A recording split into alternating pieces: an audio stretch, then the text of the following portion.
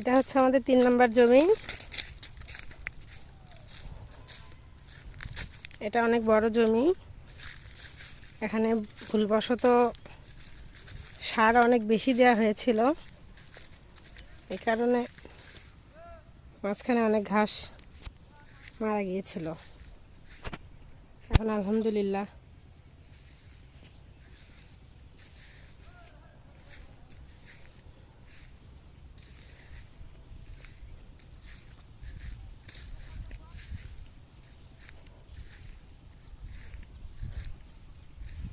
এই যে মাঝখানে অনেকগুলা ঘাস মারা গিয়েছে। এক্সপিরিয়েন্স না থাকলে